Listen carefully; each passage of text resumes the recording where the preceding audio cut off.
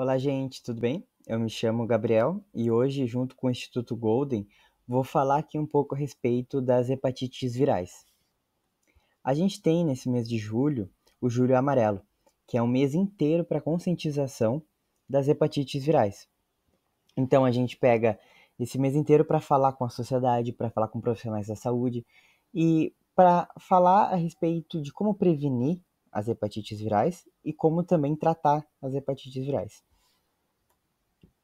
Mas afinal, o que é a hepatite? A hepatite, falando basicamente, ela é uma inflamação no fígado. Hepatos, né, vem do grego. Toda vez que a gente tem esse prefixo, a gente se refere ao fígado. Hepato vem do grego e significa fígado. E esse sufixo "ite" significa inflamação. Então, várias doenças, né? A gente tem rinite, a gente tem sinusite, apendicite. Todas denotam a inflamação em algum órgão do corpo humano. No caso da hepatite, então, uma inflamação no fígado.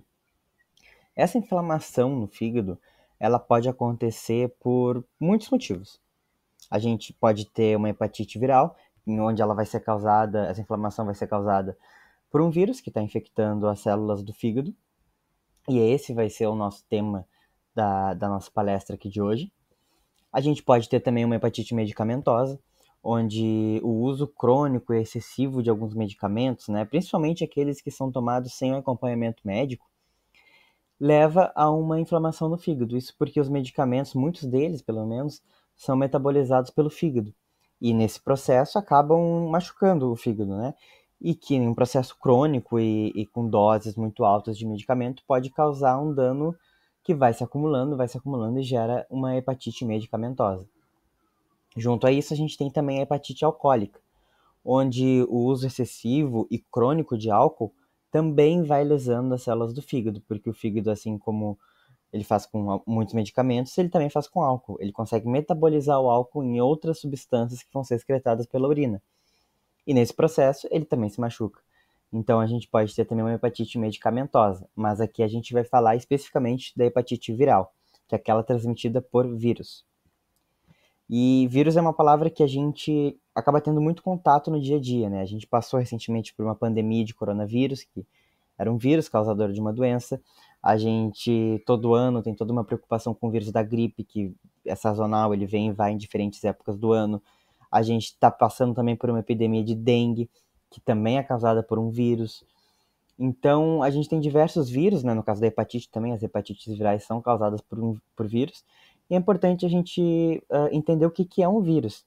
Um vírus, ele para muitos estudiosos, ele não é nem mesmo um ser vivo.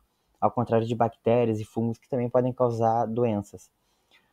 O vírus, ele basicamente é um invólucro com material genético ali dentro que vai infectar as nossas células. Então, simplificando isso, né? A gente chama o vírus de um parasita intracelular obrigatório. Ou seja, ele vai ter que entrar numa célula do nosso corpo e dentro dessa célula ele vai começar a fazer todas as atividades que ele faz para infectar a gente e para produzir mais cópias virais. Então a gente tem aqui uma representação de um vírus em que ele vai entrar em uma célula, aqui uma célula qualquer, né? Mas a gente pode pensar um hepatócito, por exemplo, que é uma célula do fígado, todas as células do fígado ali que fazem aquelas funções características do fígado a gente chama de hepatócitos. E dentro dessa célula ele vai usar toda a maquinaria celular, todas aquelas, como se fosse uma fábrica mesmo, né? Então todas aquelas engrenagens que as células usam para nos manter vivos, e o vírus vai usar isso daí para produzir mais vírus. Ele produz mais vírus e libera esses vírus para infectar outras células. E assim ele vai crescendo, vai crescendo, vai crescendo. O problema é que ao fazer isso ele acaba alterando toda a função da célula. Ele acaba machucando muito a célula. E isso que acaba gerando uma doença, né? Ao mesmo tempo, é muito difícil tratar uma doença viral, porque pensem só, o vírus ele está dentro de uma célula do nosso próprio corpo. Então é difícil a gente tomar algum medicamento, alguma coisa que vai tentar achar especificamente essas células que estão sendo infectadas por vírus. Quando a gente tem uma bactéria, por exemplo, é muito mais fácil. Não que seja fácil, mas em comparação ao vírus é muito mais fácil tratar, porque a gente tem um organismo dentro do nosso corpo que é diferente das células do nosso corpo. Então é mais fácil a gente achar um alvo, a gente achar alguma coisa que tem ali na bactéria que a gente possa ter um medicamento que vai atacar aquela coisa específica, aquele alvo em específico. No vírus a gente fica mais difícil, né, da gente encontrar isso, porque ele está camuflado dentro das nossas próprias células, então acaba ficando muito mais difícil de tratar. E isso vai ser uma coisa que a gente vai falar bastante quando a gente abordar cada tipo específico da hepatite, porque muitos tipos não têm medicamentos específicos para o vírus, são tratamentos que vão tentar diminuir os sintomas, né? Obviamente, existem medicamentos que alguns medicamentos, né, já foram testados e aprovados, que são antivirais, mas eles ainda são reduzidos, são poucos medicamentos, em alguns casos de dengue, e não vão funcionar para todas as pessoas, então vocês vão ver que a prevenção, né, e também a vacina, no caso da hepatite A e hepatite B, são muito eficientes, né, porque o tratamento acaba sendo muito difícil.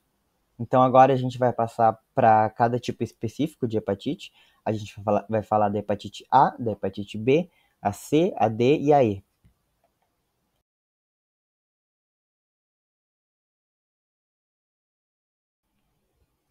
Vamos começar a falar então aqui a respeito da hepatite A. Vai ser a nossa primeira hepatite abordada. Primeiramente, eu já vou colocar em todas as hepatites aqui, né, um slide para que a gente entender melhor a epidemiologia da doença, ou seja, quais regiões do Brasil é mais prevalente aquele tipo de hepatite. Aqui são dados do DataSUS, que vocês também podem acessar no site. Eu coloquei total de casos entre 2010 e 2020, que foi o último ano que a gente teve registro, e, e também estratificando aqui por região. Então a gente vai ter região norte, região nordeste, sudeste, região sul e centro-oeste. E elencando aqui também em nível aqui decrescente, né, onde o primeiro lugar vai ser a região com mais casos até a região com menos casos. No caso da hepatite A, então, a gente tem região norte como a região que mais possui casos de hepatite A desde o ano de 2010 até 2020, com 14.047 casos. Na região nordeste, a gente tem 11.044 casos, na região sudeste, 8.436, na região sul, 3.046, na região centro-oeste, 2.792. São dados que apontam para uma prevalência maior dessa doença na região norte, na região nordeste, apesar de também ter um número considerável de casos na região sudeste, região sul e também centro-oeste. São números bastante altos. A gente vai entender agora um pouco melhor a respeito de como o vírus entra no corpo e como é que ele sai também, como é que ele consegue infectar outras pessoas, para que assim a gente consiga ter uma ideia de como prevenir essa doença. A hepatite A, né, principalmente o vírus da hepatite A, ele é um vírus que entra no nosso organismo pela cavidade oral. Então, a gente acaba tendo contato com o vírus, que geralmente está em fezes humanas, então regiões com pouco saneamento básico ou nenhum saneamento básico, ou até mesmo, imagine que uma pessoa contaminada foi ao banheiro, não lavou as mãos, não fez uma higienização correta das mãos e acaba apertando a mão de outras pessoas, né? Essas pessoas acabam levando a mão na boca. Então, tudo isso são formas de contaminação oral por um vírus, que é o caso do HIV, que é o vírus da hepatite A. Esse vírus ele vai entrar pela cavidade oral, ele vai até o intestino, no intestino ele vai conseguir entrar nas nossas células e vai até o fígado. E aí lá no fígado ele vai começar aqueles ciclos que a gente tinha conversado antes, né, a respeito de usar toda a maquinaria da célula, né, imaginando que a nossa célula é uma fábrica que vai fazendo várias reações para nos manter vivos, e esse vírus vai sequestrar toda essa fábrica e vai começar a transformar ela em uma máquina de mais vírus. E vai começar a causar também um dano nessas células. Então o vírus começa a se replicar ali no fígado e ele vai ser excretado, né, no caso do vírus da hepatite A, ele vai ser excretado junto com a bile até o intestino. Então a bile é um importante emulsificador de gorduras, ajuda muito na digestão lá no intestino, digestão de gorduras principalmente, E esse vírus vai junto com essa bile e vai ficar ali no intestino. E vai acabar sendo excretado junto com as fezes. Então, aí que vem aquela questão do saneamento básico. Porque uma pessoa infectada, ela vai transmitir esses vírus, ela vai colocar esse vírus nas fezes que vai acabar contaminando algum rio, vai acabar contaminando alguma água que pode ser bebida por outra pessoa, né? Então, dessa maneira se dá esse ciclo do vírus da hepatite A. A transmissão, como a gente falou, é pelo contato de fezes com a boca, então regiões com pouco saneamento básico, como eu já falei, pela ingestão de alimentos ou até mesmo água contaminada com fezes, né? E também eu coloquei aqui a imagem de um aperto de mão, porque é uma coisa muito importante também, que parece uma coisa muito simples da gente falar, a gente sempre fala de higienização correta das mãos, mas para esse tipo de vírus, é, a higienização das mãos é uma coisa que ajuda bastante no controle dessa doença. Passando por sintomas, né, a gente vai ter, depois que esse vírus vai se instalar ali no fígado, que a gente tem a apropriada infecção, a gente vai ter um tempo de incubação do vírus, onde ele vai estar começando a infectar as células, vai estar começando a se replicar no interior das células. E aí, depois de algumas semanas, de 2 a 6 semanas, podem começar a aparecer os sintomas. Eu digo podem porque depende da faixa etária, tá? Crianças, que geralmente são a faixa, que é geralmente a faixa etária mais infectada, porque como tem um componente muito forte do saneamento básico, da higiene pessoal, em crianças acaba sendo mais difícil o controle da higienização das mãos, o controle de cuidar onde a criança tá brincando, por exemplo. Então, crianças que também levam a mão muito à boca, né, acabam sendo mais suscetíveis à infecção com a hepatite A. Porém, nessa faixa etária, nas crianças, a maior parte dos casos acaba sendo assintomático. Então a criança nem percebe, ela não mostra nenhum sintoma de infecção por hepatite A, apesar de ter o vírus ali e também poder estar passando ele pelas fezes. No caso de adultos, o quadro inverte, porque na maioria dos infectados adultos, há sim uma expressão dos sintomas. E esses sintomas vão ser mal-estar, náusea e vômito, uma coisa muito comum, né, no ditado popular, quando a pessoa tá meio enjoada, não tá conseguindo se alimentar direito, de falar que tá atacada do fígado, né? E é uma coisa que a gente pode lembrar aqui nesse caso, que a gente tem uma lesão no fígado, a gente está tendo ali uma inflamação no fígado, e a gente também vai demonstrar esses sintomas de náusea, de vômito. A gente pode também apresentar icterícia, não está muito presente na hepatite A, mas ela pode acontecer, que é basicamente o amarelamento da pele, a gente percebe que a pele fica mais amarelada, e também a esclera do olho, que é aquela parte branca do olho, ela acaba ficando também amarelada. Pode acontecer febre, pode acontecer colúria. Colúria basicamente é quando se tem a urina muito forte, com uma cor muito forte, e também a colia fecal, que aí é quando se tem as fezes com uma cor esbranquiçada.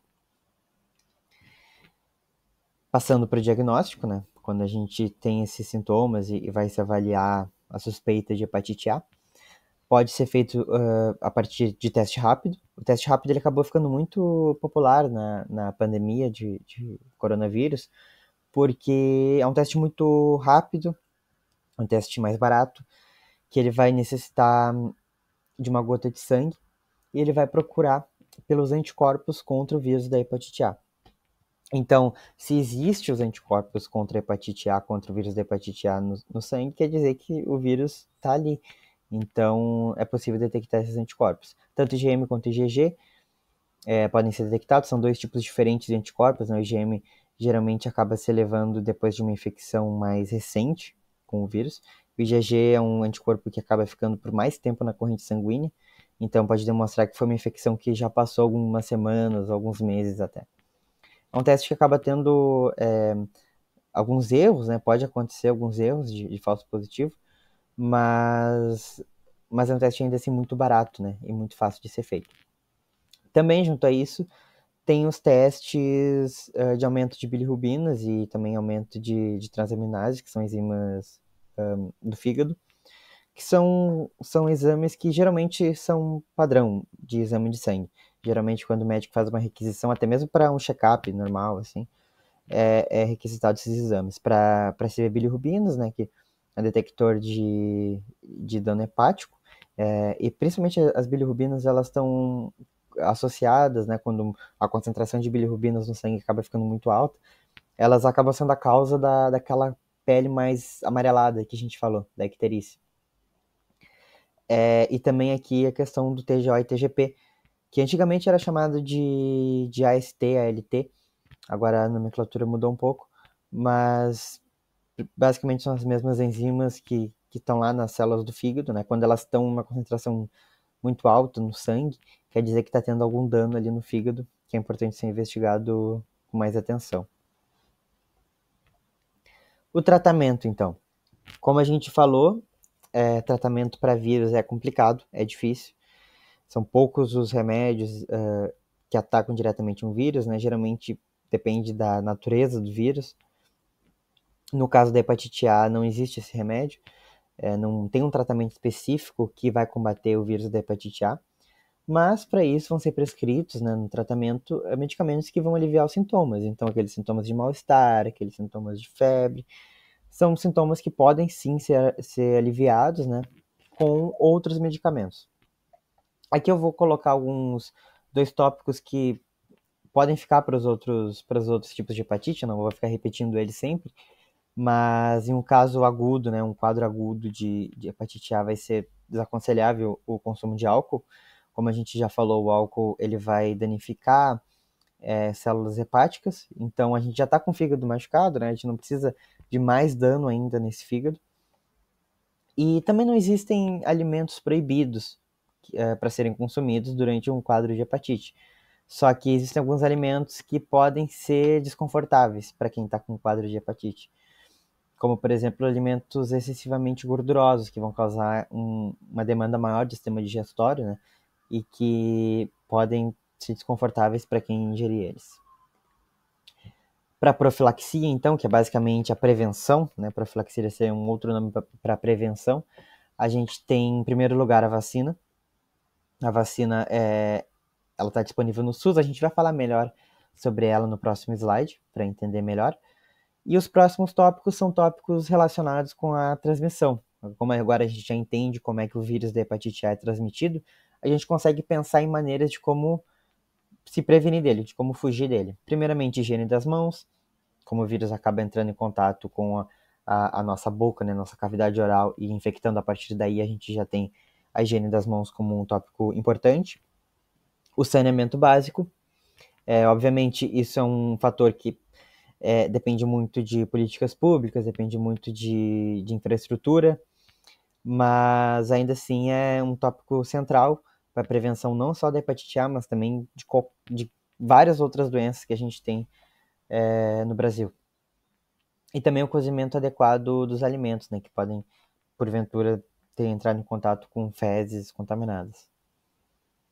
Falando agora da vacina da hepatite A, a gente tem uma vacina eficaz disponível no SUS e atualmente ela já faz parte do calendário vacinal infantil.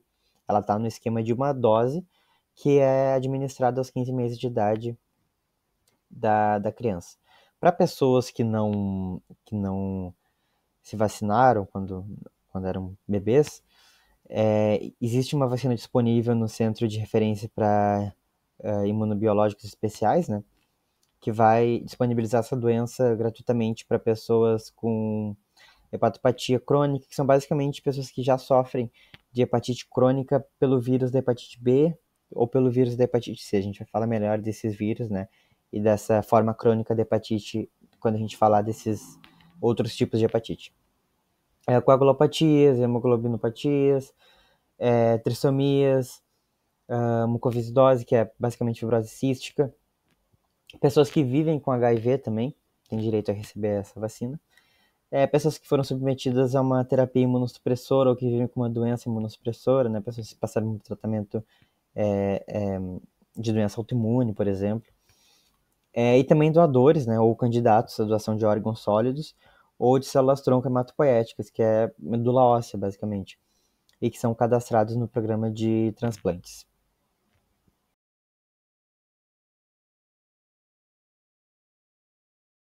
Passando agora para a hepatite B, a gente vai ver primeiramente aqueles dados acerca da epidemiologia da doença.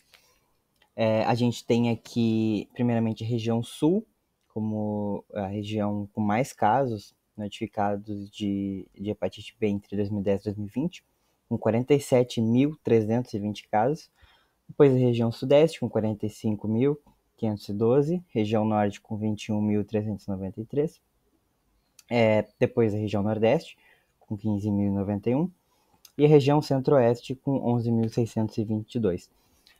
A hepatite B, a gente vai ver posteriormente que ela é perigosa porque ela pode se tornar uma doença crônica e que vai perdurar durante muitos anos da vida da pessoa. Uma doença que não vai ter cura e que o tratamento vai ter que ser, né, para reduzir os sintomas e controlar a doença.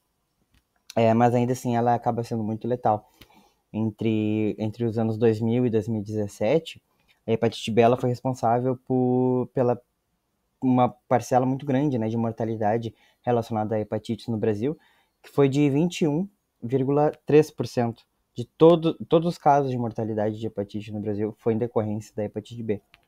Então, é uma doença bem preocupante. Para a gente falar, então, a respeito de como a doença evolui, como ela infecta e evolui, a gente tem o vírus da hepatite B, aqui representado. Ao contrário da hepatite A, ele não vai entrar pela boca da pessoa, ele pode entrar por mucosa, sim, mas basicamente é uma transmissão sexual ou, ou através do sangue, né, de materiais cortantes de uma pessoa infectada para uma pessoa não infectada. Esse vírus ele vai chegar lá nas células do fígado, nos hepatócitos, e vai começar aquele seu ciclo de replicação. Uma curiosidade desse vírus é que ele por si só não causa tanto dano nos hepatócitos, então ele se reproduzindo ali, ele acaba não sendo tão devastador assim. O problema é que o sistema imunológico do nosso corpo, quando ele percebe que tem alguma coisa errada, ele começa a atacar aqueles vírus ou aquelas células que estão sendo danificadas pelo vírus. Só que essa resposta do sistema imunológico, ela acaba sendo muito forte, muito exacerbada. Então a inflamação que acontece pelo vírus da hepatite B, em grande parte é relacionada ao nosso próprio sistema imunológico que está tentando destruir aquele vírus, né? Obviamente, nosso sistema imunológico ele não tem muito o que fazer, ele vai apenas reagir àquele vírus, né? Aquele vírus está causando sim algum dano, apesar de não ser o principal motivo, né, pelos sintomas que vão aparecer. Mas o sistema imunológico acaba também ajudando esse vírus, digamos assim, a causar algum dano, porque a resposta do sistema imunológico acaba sendo muito forte. Esse vírus gera uma resposta muito forte no nosso sistema.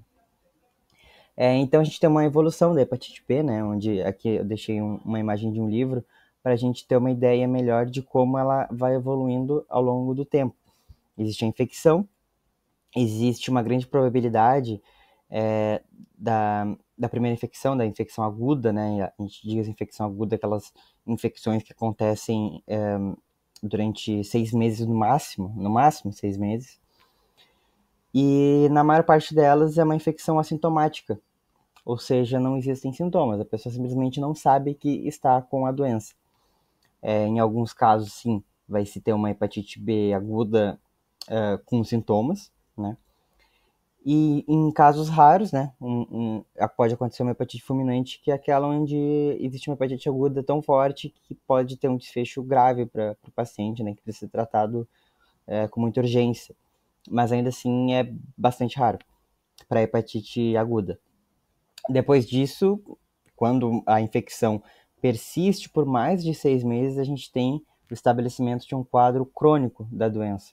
Então a doença agora ela vai passar a conviver com a pessoa vai passar sua vida tratando essa hepatite B, porque ela é uma doença que vai acabar ficando ali no fígado, né? Aquele vírus vai acabar ficando ali, e o tratamento vai ser para tentar impedir desse vírus se multiplicar ainda mais, né? Mesmo que não consiga erradicar esse vírus do fígado da pessoa, tentar evitar aquelas consequências mais graves, todo o mal-estar que vem com a doença. A partir daí, em um quadro de hepatite B crônica, pode acontecer o caso de portador inativo, que é basicamente quando a gente tem o vírus ali no organismo, mas ele não está causando um dano hepático muito grande, né? A gente tem o nosso sistema imunológico também não machucando muito essas células do fígado.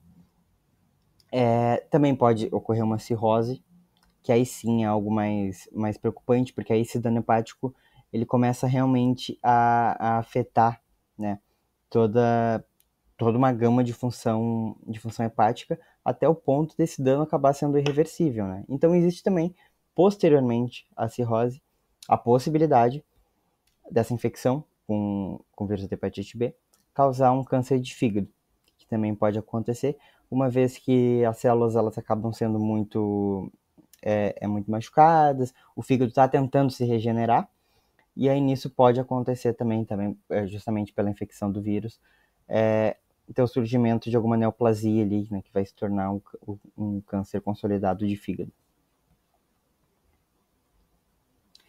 Para a gente falar então da transmissão, como eu já tinha falado anteriormente, né, dando uma resumida, as vias de infecção são basicamente pelo contato com fluidos corporais, então o sêmen, saliva, secreção cervical, lágrimas também, todos esses fluidos corporais em contato com a mucosa, né, de alguma pessoa que não está infectada ainda, os fluidos de uma pessoa infectada, no caso, em contato com a mucosa de alguma pessoa não infectada, aí sim existe a transmissão. Também outras vias comuns de infecção acaba sendo perinatal, né, que é importante falar da questão da gravidez, onde existe uma transmissão vertical, ou seja, uma mãe que está no processo de gestação e acaba tendo o vírus da hepatite B, ela pode passar para o seu bebê, a gente já vai falar melhor a respeito disso. Inserção de piercing, tatuagem ou escarificação, que é basicamente na inserção de piercing a gente tem materiais cortantes, a gente tem um piercing que pode não estar bem esterilizado, a questão de tatuagens também, né, existe todo o contato com a pele, do agulhamento da pele, escarificações também a respeito das cicatrizes, tudo isso pode ser uma via de inoculação do vírus. Se o material está contaminado, ele vai sim inocular o vírus no organismo de alguém que não está contaminado. O contato sexual também acaba sendo muito importante, porque justamente essa troca de fluidos corporais pode ser, ou melhor, é uma das principais vias de transmissão. A transfusão de sangue, ou de hemoderivados, né, componentes do sangue, isso acaba sendo uma preocupação menor nos dias de hoje, porque quando vai se doar o sangue hoje em dia, né, com o conhecimento que nós temos hoje em dia, é feito todos os testes para diversas doenças, né, não só hepatite B, mas justamente para evitar esse tipo de problema, né? Então, uma pessoa que vai receber uma transfusão de sangue, ela pode ficar tranquila que aquele sangue que ela vai receber não vai possuir nenhuma doença. Isso foi uma preocupação já no século passado, né? Quando esse conhecimento ainda não estava tão avançado como está nos dias de hoje. Drogas injetáveis também acaba sendo algo muito preocupante, porque, como a gente falou, materiais cortantes, né, podem inocular o vírus da hepatite B. E no caso, né, de drogas injetáveis, obviamente não se tem uma higiene para isso, né? Acaba sendo uma situação ali precária e que, além de todo o dano que está sendo causado à pessoa pela questão das próprias drogas, né? Também existe mais esse risco ainda de inoculação não só do vírus da hepatite B, mas também como outros vírus e outras doenças que podem ser decorrentes a isso. E também, em último caso, a exposição ocupacional de profissionais da saúde. Então, como a gente falou, né, da questão dos materiais cortantes, os profissionais da saúde eles acabam estando em contato, né, direto com materiais cortantes e pessoas, pacientes que muitas vezes a gente não sabe se possuem alguma doença ou não, né? Então, pode acontecer algum acidente na prática médica, no hospital, no posto de saúde, tem toda a questão de proteção, de protocolos que são padronizados para evitar o uso de sapatos abertos, por exemplo. Também protocolos para caso exista um acidente com uma perfuração por uma agulha, por exemplo, vou colocar no descarpar com uma agulha, caiu no meu pé, estava com o pé descoberto. existe todo um protocolo, existe testagem também, não só para hepatite B, mas também hepatite C, para vírus do HIV, porque é uma via também de transmissão, justamente como todas as outras, né, por inoculação por uma seringa, por algum material pérfuro cortante. Nesse caso, infelizmente, num ambiente hospitalar, em que a gente tenta, ao máximo, né, evitar esses danos. Para a transmissão entre a gestante e o bebê, como eu tinha falado antes, existe todo um cuidado, porque quando é feito o teste, né, para uma gestante para o vírus da hepatite B, caso esse teste seja negativo, vai então existir basicamente a vacinação para a criança da vacina da hepatite B. Como a gente vai ver posteriormente, a hepatite B também possui uma vacina no SUS. Então, nesse caso negativo, em que a mãe não possui o vírus, vai seguir normalmente, e aí, quando a criança nascer, vai ser feita toda a vacinação como é recomendado pelo Ministério da Saúde. Caso positivo, aí sim vai se dar um tratamento da mãe com os medicamentos antivirais, né, o TDF, que são medicamentos aí sim especificamente para um vírus, né? Não que eles sejam eficazes em todos os casos, mas eles podem ajudar. E são tratamentos que são aplicados a partir do terceiro trimestre de gestação. Então, já vai ser aplicado apenas no final da gestação. E também existe o caso da criança nascer, né? Como ela foi exposta ao vírus da hepatite B, nascer com essa possibilidade de já estar infectado. Então, existem todos os protocolos para vacinação, para imunoglobulina, para hepatite, preferencialmente isso nas primeiras 24 horas pós-parto. Então, existem todos os protocolos já feitos para maternidades, né? Para caso nasça uma criança que teve contato com o vírus da hepatite B durante a gestação, já existe isso tudo ajustado para que se minimize o risco dessa criança vir a desenvolver um quadro crônico de hepatite B. Então, agora a gente vai falar da fase crônica da hepatite B. A fase aguda, ela pode acontecer, como a gente tinha mostrado naquele fluxograma, mas ela é, na maior parte das vezes, assintomática. Na maior parte das vezes ela não vai apresentar nenhum sintoma e às vezes a gente nem percebe que está com a doença.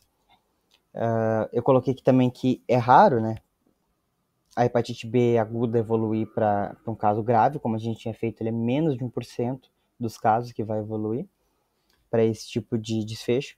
Mas aí sim, no caso de hepatite crônica, vão ter sintomas que podem ser observados, como mal-estar, náusea e vômito, icterícia, que é a pele amarelada, esclera amarelada, febre e fadiga também. E aí o diagnóstico, ele vai ser feito pela detecção de anticorpos ante o vírus da hepatite B, por teste rápido. Também pode ser feito por teste laboratorial. Esse teste, o princípio é basicamente o mesmo, né? Mas vai se ter uma confiabilidade melhor nos resultados. Também pode ser aferido pelos exames laboratoriais que a gente tinha falado anteriormente, né? Aumento de bilirrubinas e também aumento da transaminase, que são aquelas enzimas hepáticas que ficam aumentadas no sangue com o dano hepático. O tratamento, a gente tem o uso de antivirais, que pode acontecer, mas que não vão erradicar o vírus, né? O vírus vai ser muito difícil de se erradicar, por isso que a hepatite B é uma doença, quando ela se torna crônica, né? Uma doença que se fala que não tem cura.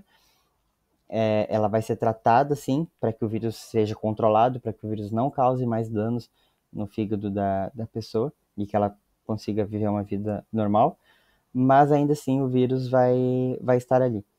Então, existe todo esse uso de antivirais, que não vão ser eficazes em todos os casos, mas ainda assim são importantes em um tratamento que precisa ser seguido. Profilaxia, então, para a gente entender como evitar a infecção pela hepatite B. Primeiramente, vacina. A gente vai falar daqui a pouco sobre os requisitos da vacina, né, como é que ela está no calendário vacinal. Mas, posteriormente, aí sim, a gente vai ter a profilaxia mais prática, né, que a gente tem no dia a dia, que é o uso de preservativos em relações sexuais. Como a gente falou, relação sexual é um dos principais meios de transmissão da hepatite B. E aqui também é importante lembrar que preservativos estão disponíveis, né, na rede pública de saúde, então é possível encontrar em postos de saúde, por exemplo, para a população pegar de maneira gratuita. O não compartilhamento, né, de utensílios de higiene pessoal, então isso também é muito importante, porque às vezes alguns cortes na boca, por exemplo, vai passar uma escova de dente, acaba tendo contato com alguma ferida aberta, pode acontecer. E também a correta esterilização de utensílios de tatuagem e manicure. Como a gente falou, são materiais cortantes e que precisam sempre estar muito bem esterilizados, porque se estiverem contaminados, podem transmitir hepatite B e também outras doenças. No caso da vacina, como a gente tinha falado, a gente tem uma vacina disponível no SUS. Para adultos que não foram vacinados, né, existe um esquema vacinal de 3 doses, e inclusive para aqueles que fazem parte do CRIE, que a gente falou anteriormente, né, que são pessoas com algumas condições, alguns critérios que podem se encaixar. E também existe a recomendação para crianças. Então, crianças que nascem, né, vão passar por 4 doses. A primeira dose justamente ao nascer, aos 2 meses de idade, aos 4 meses e depois aos 6 meses de idade. Então, um esquema vacinal em 4 doses para prevenção da hepatite B.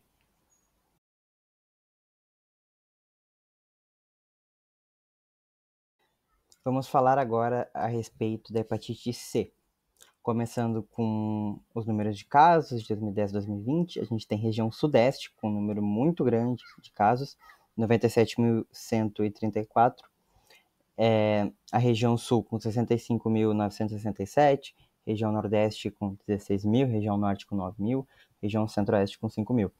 É uma doença que vocês podem ver que ela é muito presente nessas regiões, apesar de ser mais prevalente na região sudeste e região sul. Acaba sendo muito preocupante isso, porque assim como a hepatite B, a hepatite C ela consegue gerar uma cronicidade de doença, ela acaba virando uma doença crônica, só que ela acaba virando uma doença crônica com muito mais facilidade do que a hepatite B. O vírus, né, da hepatite C, o HCV, ele vai entrar a partir de inoculações por materiais perfluorocortantes, igualmente com a hepatite B, né? Então, materiais de transfusão de sangue, materiais perfluorocortantes, vai acabar entrando em contato com o nosso organismo, vai lá para o fígado, vai começar toda aquela produção de vírus. Só que nesse caso, a fibrose decorrente, né, era um risco que já aconteceu na hepatite B, de gerar uma fibrose hepática. No caso da hepatite C, esse risco ele é mais acentuado. Não está claro ainda, não está muito bem claro ainda para a ciência quais são exatamente as causas, às vezes, de como o vírus gera essa fibrose, mas é totalmente conhecido, assim, que é um risco muito grande, porque esse vírus tem uma habilidade muito grande de causar a fibrose hepática, que nada mais é, como a gente tinha falado rapidamente anteriormente, né? Esses danos hepáticos acabam se acumulando de uma maneira tão grande que o fígado fica com diversas cicatrizes mesmo, que acabam danificando suas funções normais. Então, imagina tecido hepático, né, que antes era funcional, antes fazia todas as suas funções importantes para a manutenção da nossa vida, agora estão simplesmente cicatrizadas, estão simplesmente machucadas e acaba perdendo sua função, né? E o risco também de isso gerar um carcinoma no futuro, melhor, um câncer, né? Acaba sendo muito grande. Então, a transmissão, como a gente falou rapidamente, ela acontece pelo contato com o sangue de uma pessoa infectada. Então, transfusão de sangue, como a gente já falou, era um risco, né, no século passado. Hoje em dia também é feito todos os testes para saber se o sangue do doador não está contaminado com nenhum tipo de vírus, não está contaminado com nenhum tipo de doença, para aquela pessoa que recebe o sangue não ter nenhuma preocupação a respeito disso. Mas também o compartilhamento de agulhas, seringas, isso acontece muito com usuários de drogas injetáveis, né?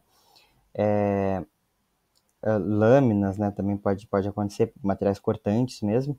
E também pode acontecer a transmissão da mãe para o bebê durante a gestação, assim como aconteceu com a hepatite B.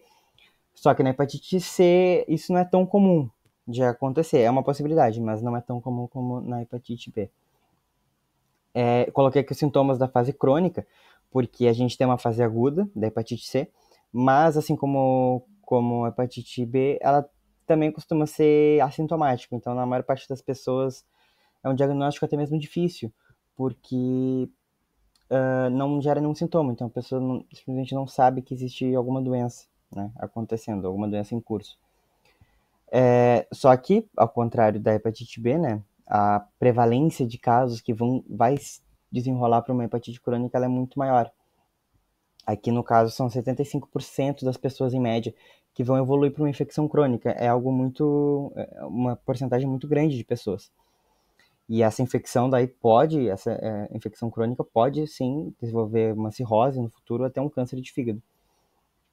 E aí, nesse caso de uma doença crônica, né, aí vão ter esses sintomas que eu coloquei aqui, que alguns são comuns, né, outros tipos de hepatite, como mal-estar, náusea e vômito, icterícia, febre. Aqui também acontece um pouco mais acentuadamente a perda de apetite, pode acontecer a fadiga também. E aí, quando se tem essa suspeita, se parte para o diagnóstico. Mais uma vez, a gente tem um teste rápido para detectar anticorpos contra o vírus da hepatite C. Exames tanto laboratoriais como teste rápido também, né? Também existe o ensaio imunoenzimático, PCR, que são basicamente exames mais laboratoriais, assim, né, que vão tentar identificar tanto alguma proteína específica do vírus que esteja presente no sangue, como também o próprio material genético do vírus, né? O PCR ele ficou muito famoso durante a pandemia de Covid-19, porque ele foi um método de diagnóstico muito requisitado, justamente pela sua confiabilidade, né? Ele basicamente usa é, ensaios laboratoriais para tentar encontrar o material genético do vírus no sangue da pessoa. Então é algo realmente muito específico para isso. Apesar de ser mais caro, ser mais demorado, é um método muito assertivo para o diagnóstico. E também existe o aumento das enzimas hepáticas, né, como a gente tinha falado anteriormente, assim como outras hepatites. Partindo aqui para o tratamento, a gente tem uso de antivirais, injetáveis e orais, aqui no caso da hepatite C, né? Como a gente tinha falado, vírus são doenças, né? Doenças causadas por vírus são muito difíceis de tratar pelas características mesmo do vírus, mas no caso da hepatite C, a ciência, a medicina conseguiu medicamentos muito eficazes que conseguem, com uma taxa de sucesso muito alta, reverter essa doença. Então, a gente tem disponível no SUS mesmo esses antivirais, né, que fazem parte do tratamento. E, em média, com 12 semanas de tratamento, já se chega numa eficácia de 95%. Então, é realmente muito alto, muito impressionante. E aqui fica a importância, né, de todo esse conhecimento, de conhecer os sintomas, de saber como é feito o diagnóstico, para que assim as pessoas consigam ser diagnosticadas mais rápido, né, por essa doença e iniciar um tratamento o mais rápido possível. Porque, apesar de ser uma doença muito grave, muito preocupante, né, que pode evoluir para quadros crônicos e quadros mais graves de cirrose e até de câncer de fígado, existe um tratamento muito eficaz. Também, né, junto a esse tratamento, são prescritos medicamentos para aliviar os sintomas que estão acontecendo. E a vacina não existe, infelizmente, ainda para hepatite C. Não existe essa vacina, mas os portadores da hepatite C crônica podem se vacinar contra a hepatite A e B. Como a gente tinha falado anteriormente, né, no caso da hepatite A, ela é uma doença mais tranquila, assim, mais difícil de causar maiores problemas, mas quando ela está associada a um quadro crônico de hepatite B ou a um quadro crônico de hepatite C, ela tem chances maiores de desenvolver quadros mais graves, sintomas mais severos. Então, no caso de uma pessoa que tem hepatite C, é sim recomendado a vacinação contra a hepatite A e B. Passando aqui para profilaxia, então, basicamente, para a gente prevenir a hepatite C, a gente tem como primeiro fator aqui o não compartilhamento de objetos, né, que possam ter entrado em contato com o sangue de outras pessoas, porque justamente é esse tipo de inoculação e de transmissão do vírus. Também não compartilhar itens de higiene pessoal, como a gente falou, itens de higiene pessoal pode ter algum resquício de sangue, pode estar em contato com alguma ferida. E também o terceiro item é cobrir feridas e cortes abertos na pele, né? A gente sabe que, como é transmitido pelo sangue, a gente tem que evitar ao máximo esse tipo de contato de sangue.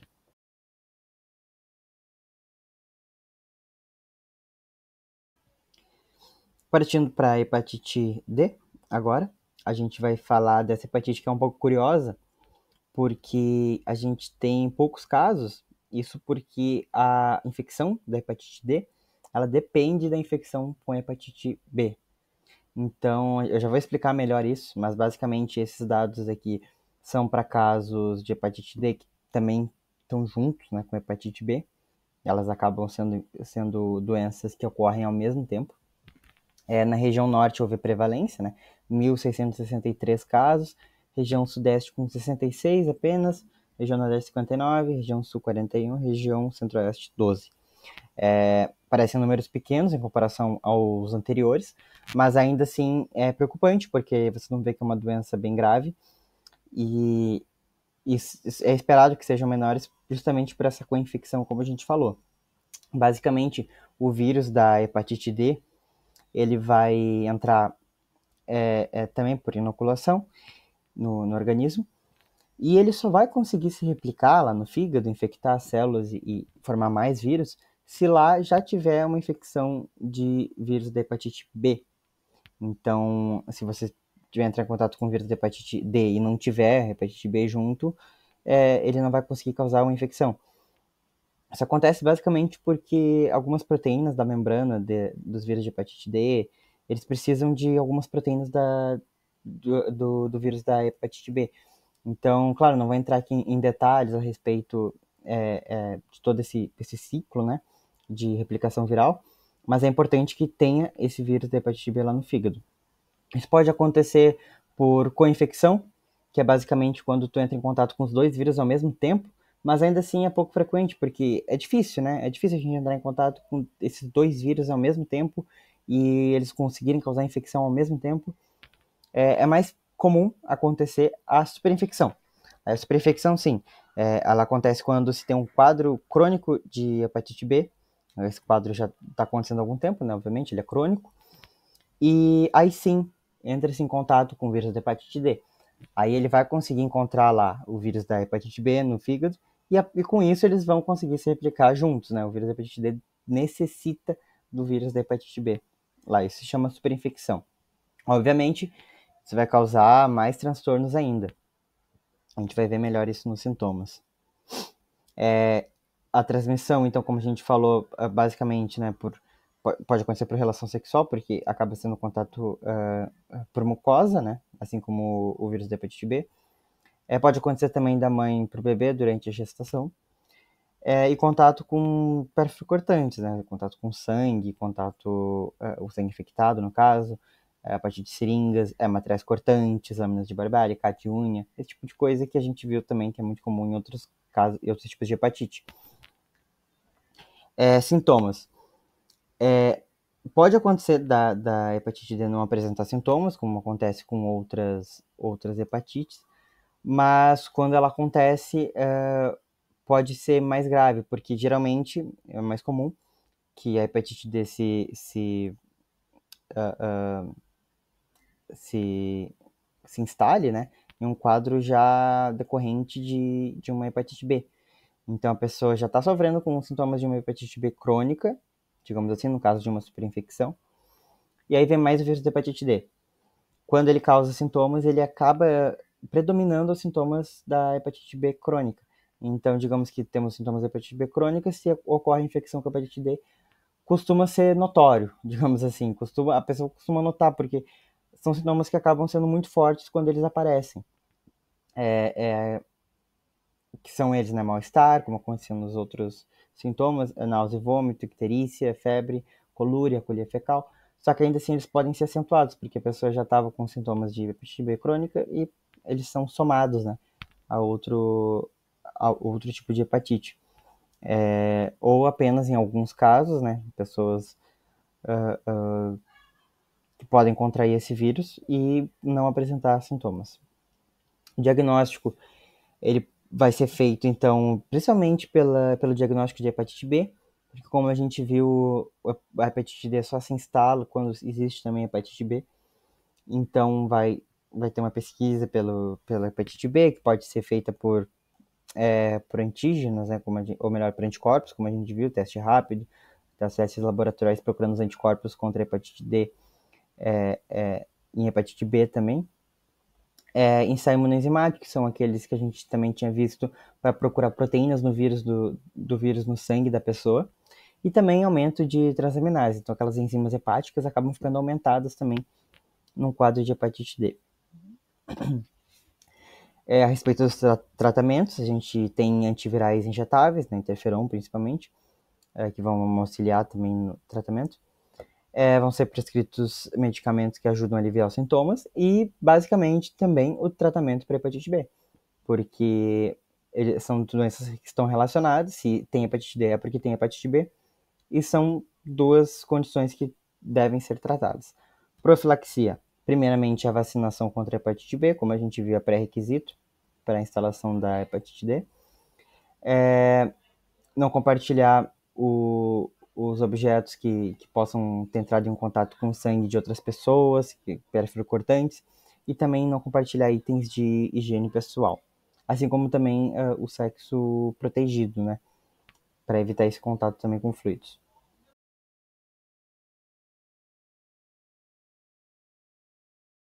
Chegamos então ao último tipo de hepatite que a gente vai tratar aqui, é a hepatite E. Vocês vão ver que são pouquíssimos casos registrados de 2010 a 2020 no Brasil.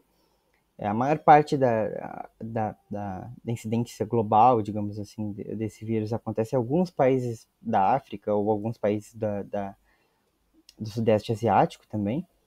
Mas no Brasil não é muito prevalente, não é muito preocupante, justamente por isso que o controle desse vírus, né, a notificação desse vírus acaba sendo bastante baixa. Os poucos casos que foram registrados nesse espaço de 10 anos estão concentrados no Sudeste, com 37 casos, no Sul, com 13 casos, na região Nordeste, com 10, região Norte, com 5, região Centro-Oeste, com 5 casos também. O vírus da hepatite E, ele tem um ciclo de infecção muito parecido com o vírus da hepatite A. Ele entra no nosso organismo através do contato na boca, né, através da ingestão desse vírus. Ele vai até o fígado, ele vai fazer aqueles processos de multiplicação e vai ser expelido pelas fezes. Então, são fezes contaminadas que vão contaminar outras pessoas, assim como o vírus da hepatite A. Transmissão, como a gente falou, contato de fezes com a boca. Pode também ser a partir de alimentos ou água contaminada com fezes ou mal cozidos. Principalmente o porco, ainda não é totalmente entendido por que o porco em específico é preocupante nesse caso, né? Mas sabe que é algo é algo que causa mais preocupação na comunidade médica, porque a carne de porco mal cozida ela parece estar bastante relacionada à hepatite E. Transfusão de produtos sanguíneos contaminados, assim como a gente vê em outros tipos de hepatite. E também pode ser uma transmissão vertical, onde a mulher gestante, né, a mulher grávida, passa o vírus para o seu bebê. E nesse caso é um pouco mais preocupante, né, no caso de mulheres grávidas. A gente vai falar melhor a respeito disso. Os sintomas são muito parecidos com o vírus da hepatite A. Então, a maioria das crianças que são infectadas, né, nessa faixa etária, elas são assintomáticas, elas não apresentam sintoma nenhum, assim como o vírus da hepatite A. Em adultos que existe uma maior chance de apresentar algum sintoma, eles são praticamente indistinguíveis de outros tipos de hepatite. Então, são sintomas que a gente já viu anteriormente, né? Mal-estar, náusea e vômito, a icterícia, né? Aquela tonalidade mais amarela na pele, febre, colúria, que é a cor mais escura da urina, diarreia. No caso das mulheres grávidas, aí sim, quando elas são infectadas no segundo ou no terceiro trimestre, elas podem apresentar um risco muito maior de insuficiência hepática aguda, perda fetal e mortalidade. Então, nessa população é muito mais preocupante a infecção com o vírus da hepatite E. E aí a gente tem também a estimativa que de 20 a 25% das mulheres grávidas podem morrer se tiverem uma infecção com o vírus da hepatite E no terceiro trimestre de gestação. Então é muito preocupante.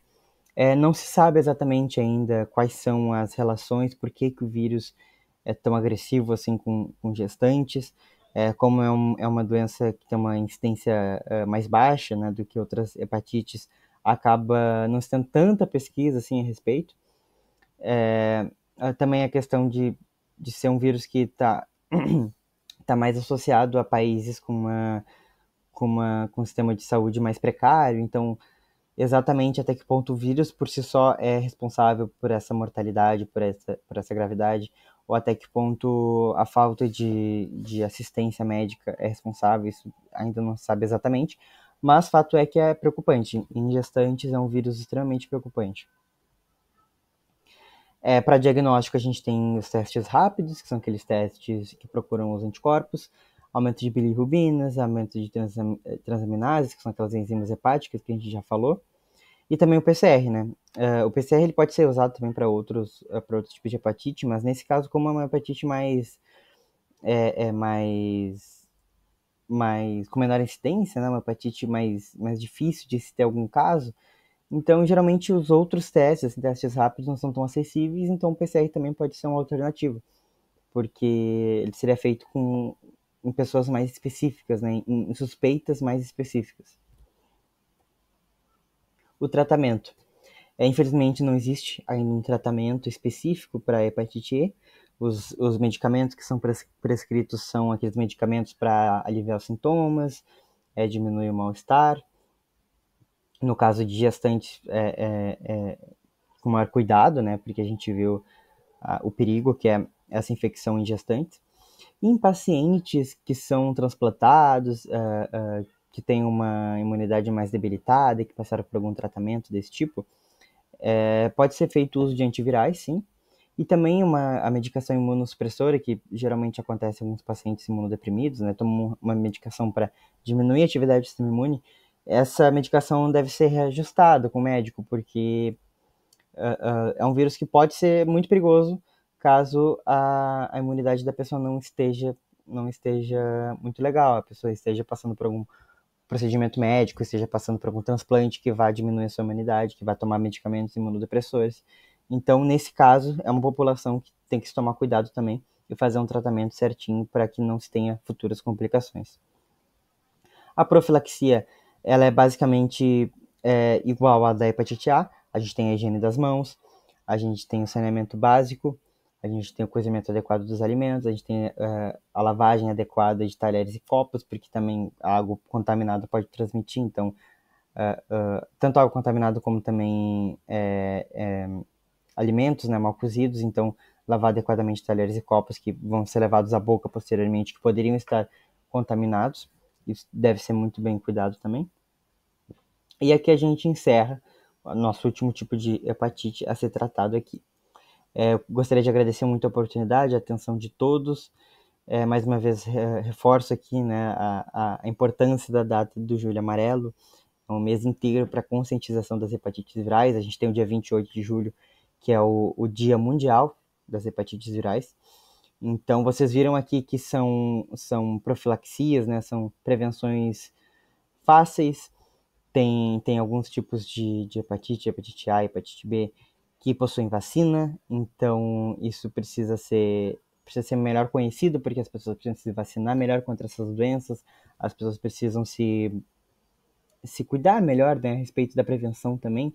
Não são prevenções difíceis de fazer, vocês viram muito bem, são prevenções simples.